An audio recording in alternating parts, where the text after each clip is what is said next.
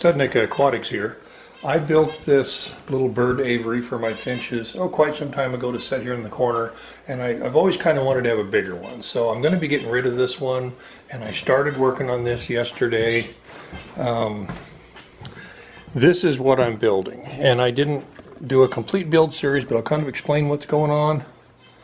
This is going to be my new aviary, is what it's going to be. And what I started out with was one sheet of this 4x8 hardboard, and it's like 1/8 of an inch thick. It's real slick, and I think it's only like $7 a sheet, which is nice. I'm going to use it obviously to put on the bottom of that, but I'll also have it on the bottom of my drawers.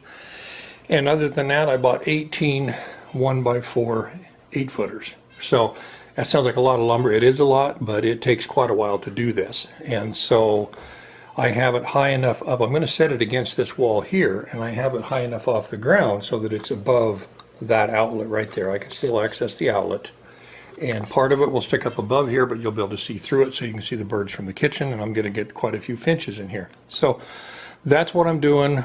Most of this stuff had to be put together with pocket hole jigs, because otherwise there's no decent way to attach this to this. You can't, because it's from the wrong angle. So you go in and you pocket hole jig it. And that's what I've done on all of these joints in here. And then of course, once I got it squared together and put this piece on top, then you can screw in from the outside. Measure every screw so that everything matches is what you want to do. So what I'm going to try to do here is explain how I did this. And the pocket hole jig is this one right here, is what it is. So what you do is you have to set this thing based on how thick your lumber is. This is 3/4 inch lumber.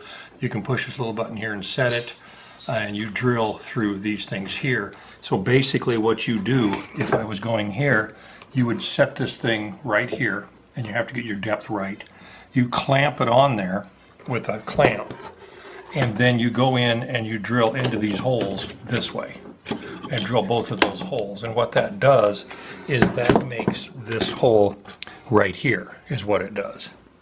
It makes that hole right there so that it's flush. Now you can clean these up, and if you're doing really nice stuff, you can actually sand this down, get rid of these edges, and you can put little pieces of wood in here. They sell those, and then you can sand it down, and you'll never know it was even there. It just goes away. I'm not worried about this since this is an aviary, and you'll never ever see these anyway. So you have to make sure you have the right length screw. I believe these are 1.25 inches, and get them started in there.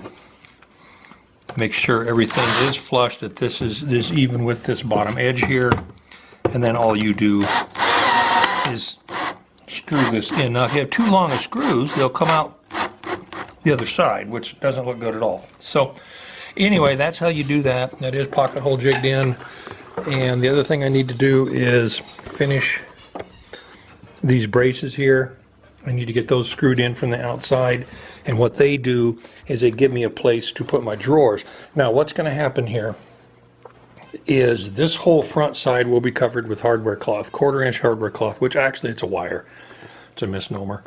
But anyway, that will be covered. This also will have hardware cloth stapled to the underside in here. The back will be the same way, but then on the ends, what I'm going to do, I need to pocket hole jig another board in down here, and then one in on that in there so that the bottom is level all the way across. And once I do that, I've already notched this out using a table saw, and when I got to the end I used a chisel and a utility knife, and that way I'm going to have a door in here, and I will frame up a door out of the same wood, and it will go across here into that notch, and then go in and set flush all the way down to the bottom, and then go across. But I think, and my son come up with this idea, he said have 2 doors. That way you can have the bottom door open to reach in, and the birds won't try to fly out. So I think I'm going to put 2 doors here. I'll show how I make those, and then once I get them in there, all I have to do is hinge those to this edge right here.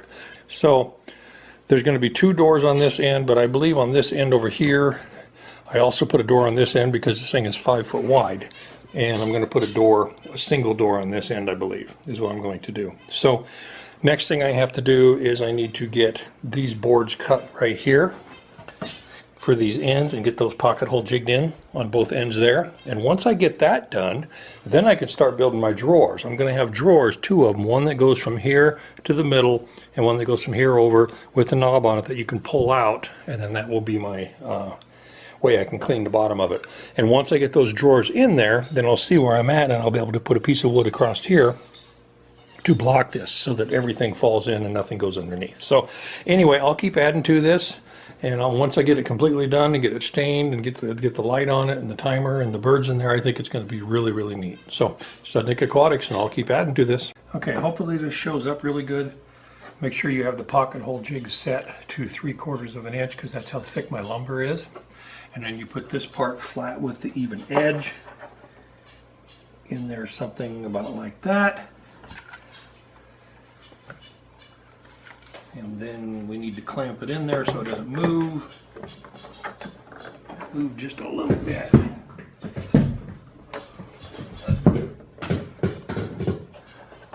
Set it in there, clamp it down good.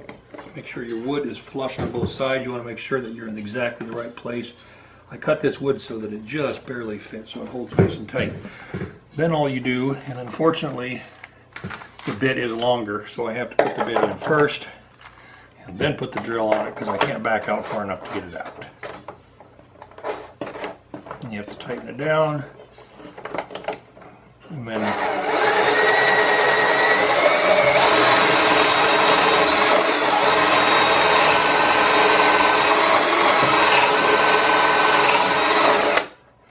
once you get it done, you gotta undo the drill.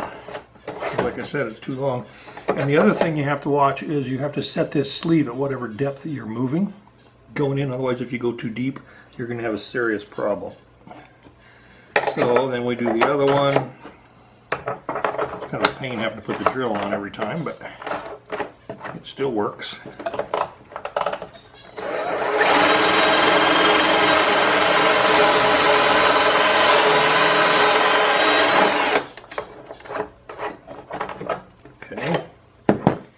Now we can take the jig off. Yeah, a little dust in there. And we have the holes, and then get the dust out of them, and then make sure you have the right length screws. I believe these here are 1.25 inches. That's what it recommends. So that's what I bought. Get them started in the holes. You will need an extension on your drill, otherwise you won't be able to get to it. Like that. The other one in the other hole.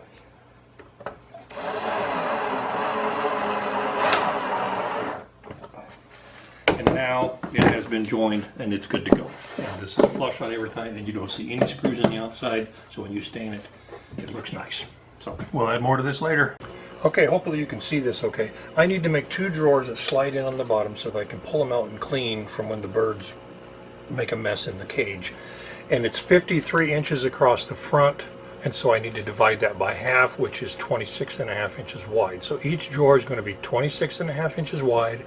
It will be 19 3/4 inches front to back, and 1 7/8 inches tall. But the stuff I'm putting on the bottom of them is 1/8 of an inch thick. So the 2 sides in the back are actually going to be 1 3/4 inches tall, and then the front will be 1 7/8 inches. That way the front will overlap that piece on the bottom, and then they'll slide in nice, and that's what I'm going to do. So I have some lumber over here that I can start cutting, and I'll cut those on the miter saw, and then I will rip them on the table saw, and then I have these corner clamps. You need to have these corner clamps, and if you ever buy any, buy 4.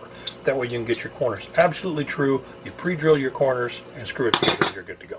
So I'll add more to this. Okay, you're going to want to put a quarter clamp on this to make sure that everything is perfectly square. And on this one, I have to make sure that this piece is 1/8 of an inch higher than here, so because it's got to be flush on the bottom. That way I have room for that backing on there. And then same way on this one, those two will just be flush because they're both the same size. This front one's the only one that's taller. So I will get all 4 corner clamps put on first, make sure it's perfectly square, and then I'll pre-drill holes into here, 2 of them. If you do one, it'll still pivot and won't work. So you pre-drill, and I'm using Torx head finish screws. So I will go ahead and get this put together, and then I'll cut that piece and put it on here. There'll be a knob that'll go on the front and slide them in. So we'll add more to this later. Okay, all the corner clamps are in, everything's perfectly square, and this one is 1/8 of an inch taller than the other three. So I have room to put that. So I'm going to go ahead and pre-drill these and screw this in, flip it around, do it on all sides, and then I'll do that other piece. Okay, this is what I'm using. I really like Torx head screws. They have a little star on them. Phillips heads always slip, straight ones slip, everything slips. These don't slip. And this is actually a finish screw. It's really small. It does take the correct tip for it, and you need a small drill bit to pre-drill. And that's what I'm using to hold these together.